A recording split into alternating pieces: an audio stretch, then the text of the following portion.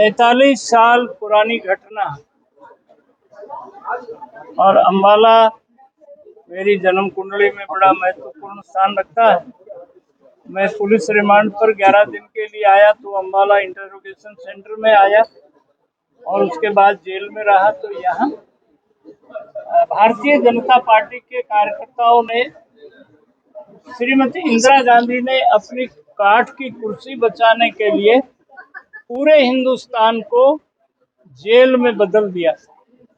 लोकनायक जयप्रकाश नारायण से लेकर के श्रीमान अटल बिहारी वाजपेयी तक और हमारे जैसे छोटे कार्यकर्ताओं तक कितनी यातनाएं उस समय सही और पूरे 19 महीना संघ परिवार के भारतीय जनसंघ के कितने लोगों ने जेल की यातनाएं सही।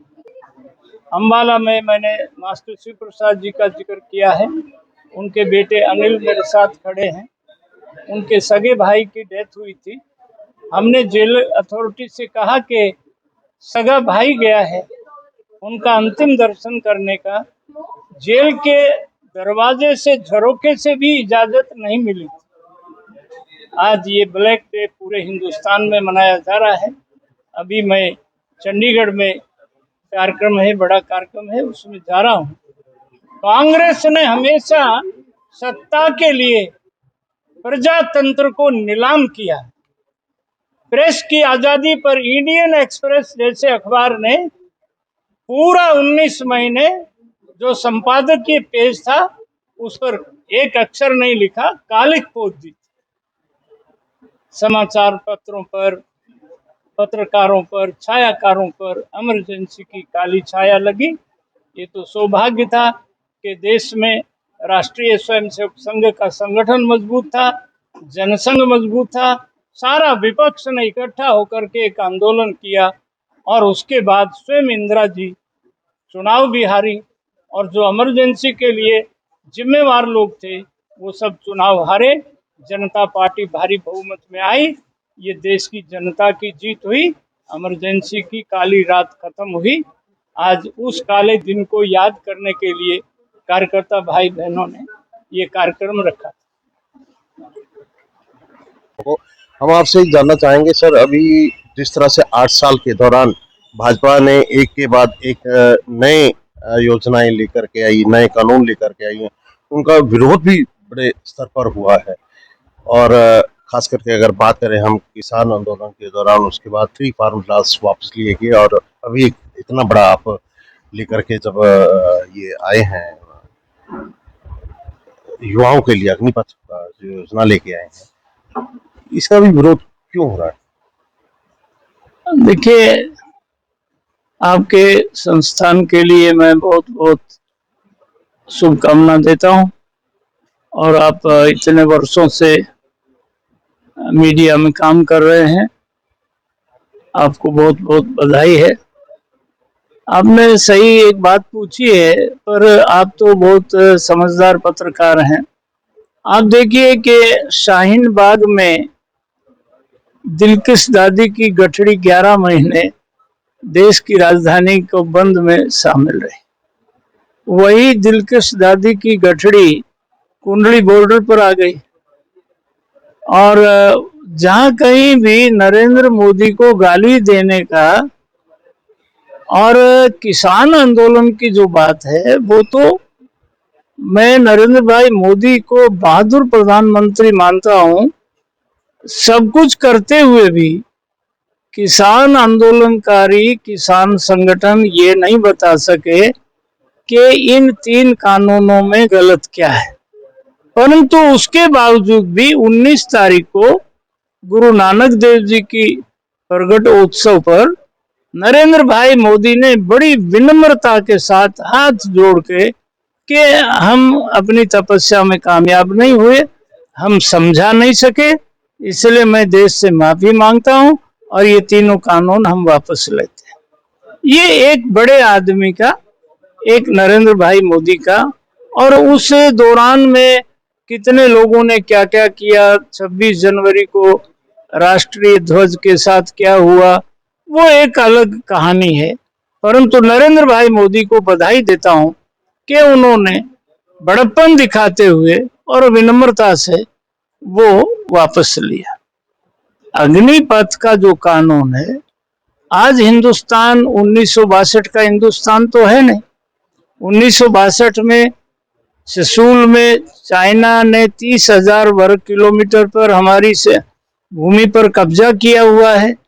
आज डोकलाम में नरेंद्र भाई मोदी ने हमारे 20 सैनिकों की शहादत हुई तो चाइना की 43 की हुई, और हम हर मोर्चे पर कामयाब हो रहे हैं। ये अग्निपथ जो है, जैसे इजराइल है, इजराइल में 18 साल का नौजवान लड़का हो या लड़की हो, 6 महीने आर्मी की ट्रेनिंग उसके लिए जरूरी है।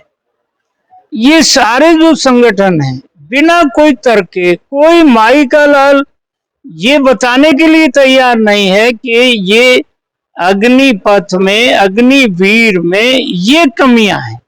भारत के तीनों सेना के प्रमुख लोग ये कह चुके हैं।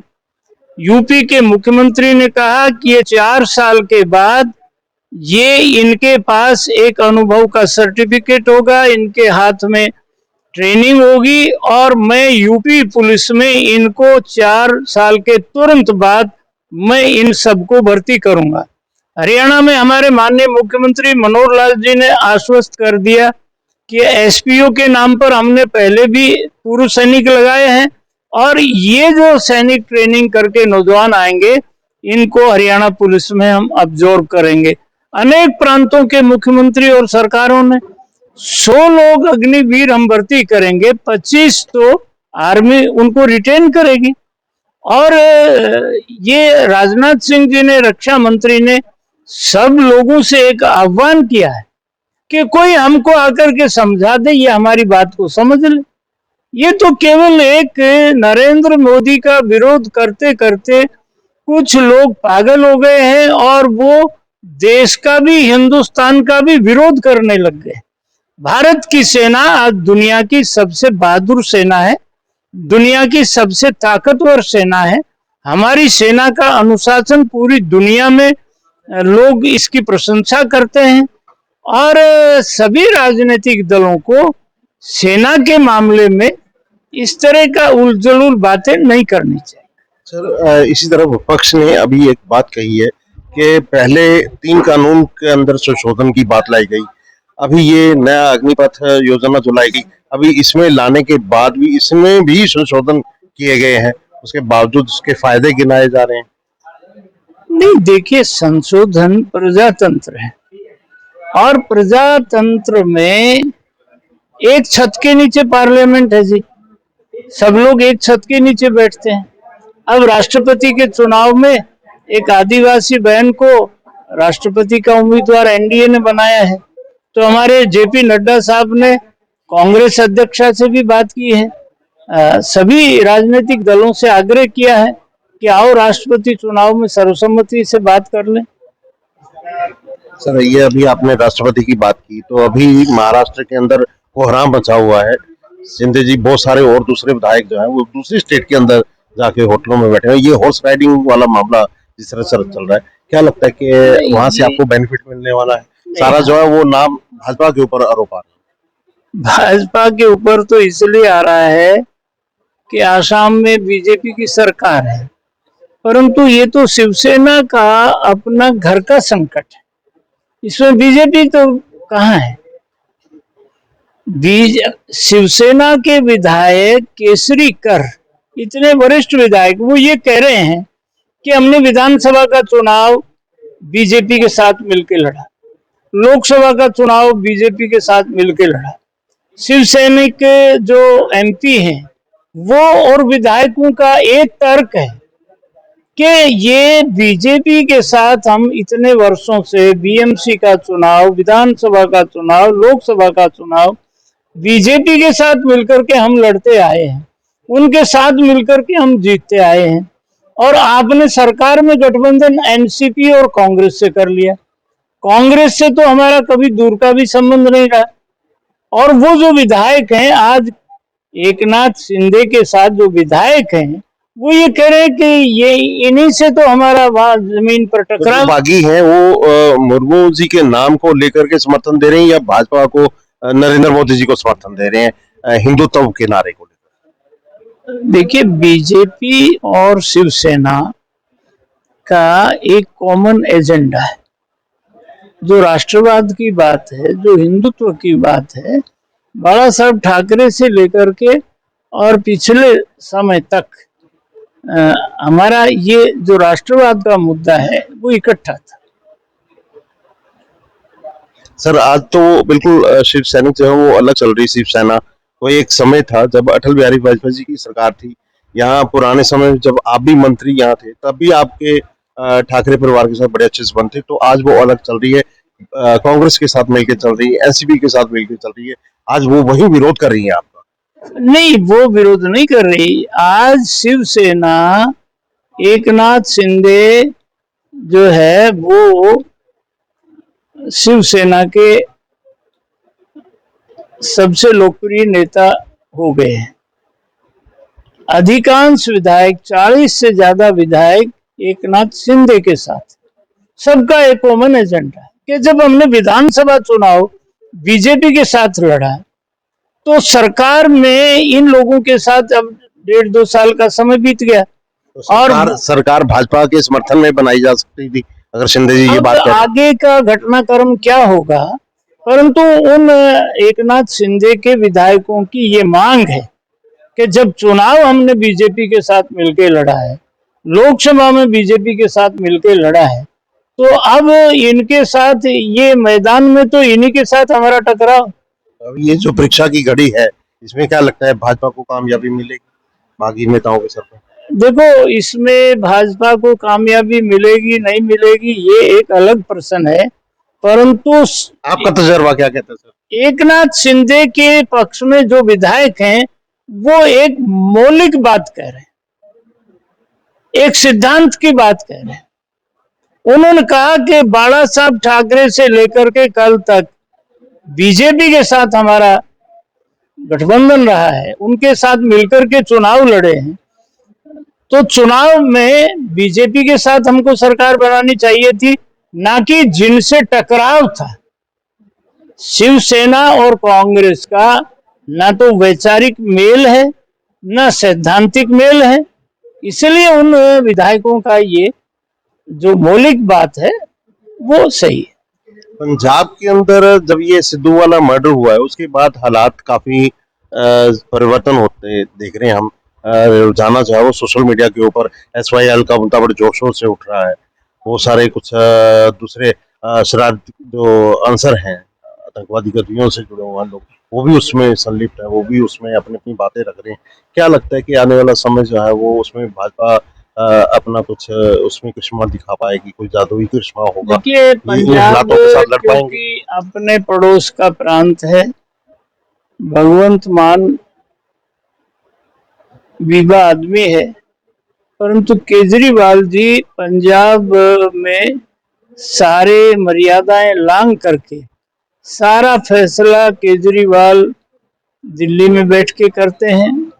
कभी भगवंत मान की आपको कैबिनेट की मीटिंग की बिना केजरीवाल के फोटो नहीं दिखाई देगी। सारे एसपीज के, डीसीज के ट्रांसफर दिल्ली से हो रहे हैं और लॉ एंड ऑर्डर की जो स्थिति एकदम बिगड़ी है ना पंजाब में, उससे लोगों में बहुत भय है। नशे का और लॉ एंड ऑर्डर का, आप देखिए मूसेवाला का मर्डर कनाडा से बैठ के हुआ है और इस समय पंजाब के हालात बहुत अच्छे नहीं है। शर्मा जी, अभी जो अभी चुनाव हुए हैं नगर निकाय के, उसमें क्या लगता है कि अभी हुड्डा साहब जैसे दावा कर रहे हैं कि उनको पहले से कहीं ज्यादा कामयाबी मिली है और भाजपा जो है वो पहले से पिछड़ गई और आने वाले चुनाव में बड़ी चुनौती बनेगी? अब हुड्डा साहब पता नहीं क्यों कह रहे हैं।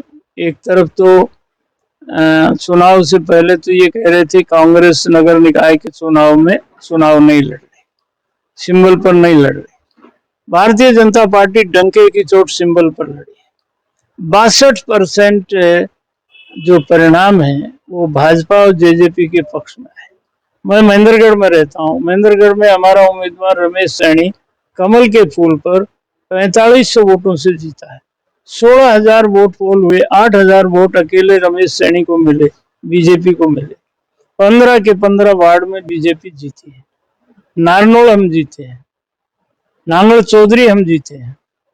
जींद में अनुराधा सैनी हमारी चेयरपर्सन कमल के फूल पर जीती है। बक्सी सैनी दादरी में बीजेपी का कमल के फूल पर जीता है। झज्जर में जहां हुड्डा साहब का अपना कार्यक्षेत्र है, वहां जिले सिंह सैनी हजारों वोटों से हमारा जीता है। बहादुरगढ़ में करमवीर राठी का श्रीमती बीजेपी के सर भाई, बहुत सारी जगह पे भाजपा ने बड़ी अच्छी जीत दर्ज की है, इसमें कोई शक वाली बात नहीं, लेकिन बहुत सारी जगह पे हार भी हुई है। आने वाले ये जो 8 साल निकल गए, अभी 2 साल बचे हैं, क्या लगता है कि इसका परिणाम किस तरह से आपको रिजल्ट मिलने वाला है? तीसरी बार सरकार बना पाएंगे? आज के दिन नरेंद्र भाई मोदी को हिंदुस्तान के 130 करोड़ जनता ने कामयाब प्रधानमंत्री मान लिया है और बीजेपी को गरीब ने अपनी पार्टी मान लिया।